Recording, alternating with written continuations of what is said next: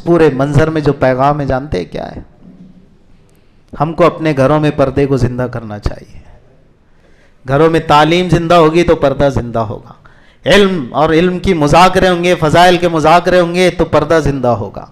معاف کرنا, سادگی مسلم کی دیکھ, اوروں کی عیاری بھی دیکھ. ہمارا حال بھی تو کچھ ٹھیک سے چل نہیں رہا نا. ہم خود اپنی بیٹیوں کو لے بیٹا کالج میں ایڈمیشن ہو گیا, اسکوٹی کی چابی اور جا بغیر پردے کے. مولوی لوگ بولتے رہتے ہیں, ان کا کام ہی سے بولنا, کہاں ٹینشن لیتی بیٹا. اسلام بہت فلیکسیبل ہے. اب اسلام ہم کو ان سے سمجھنا ہے اور سیکھنا ہے. پردہ فرض ہے عورت پر, سن لیجئے.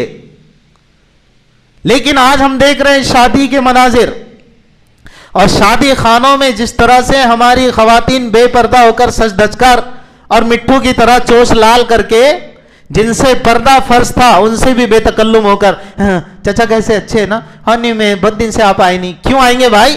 پردہ فرض ہے آپ سے ان کا. کیا ہمارے پاس یہ منظر نہیں چل رہا ہے؟ کیا ایک نوجوان کی شادی ہوتی تو اس کے دوست نہیں ڈیمانڈ کرتے ہیں, یار بھابھی سے تو نے ملایا بھی نہیں ہم کو. کیا کہتے ہیں وہ دیوسیت اتنی عام ہوگی, بے غیرتی, بھابھی سے ملایا بھی نہیں ہم کو. صاف لفظوں میں کہہ دو نا, ذرا بھابھی کے حسن کا جلوہ ہم بھی دیکھنا چاہتے ہیں. الیاذ باللہ, معاف کرنا, حقیقت یہی ہے. ہم بھی لاتے ہیں چچے رے, تائے رے, دوست ہے, یہ تمہاری بھابھی دیکھیے کیسا پیس ہے, ٹھیک لگا نا بھائی, تیری بیوی ہے, تو اس کو پردے میں رکھ, اس کا حسن تیرے لیے ہے, کیوں دکھاتا پھرتا ہے؟ میں مردوں سے کہہ رہا ہوں ڈائریکٹ, پردہ کرانا ہمارے لیے, ہماری ذمہ داری ہے کہ ہماری گھر کی خواتین, ہماری بیٹیاں, ہماری بیویاں یہ پردہ کریں.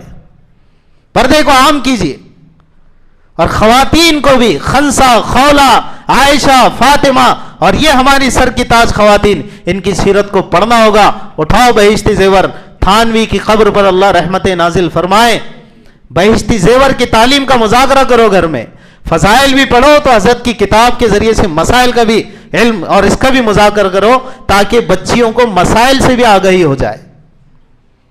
پردے کے فضائل پڑھو, پردے پر کتابیں جو لکھی گئی اس کو پڑھو, پردے کو زندہ کرو.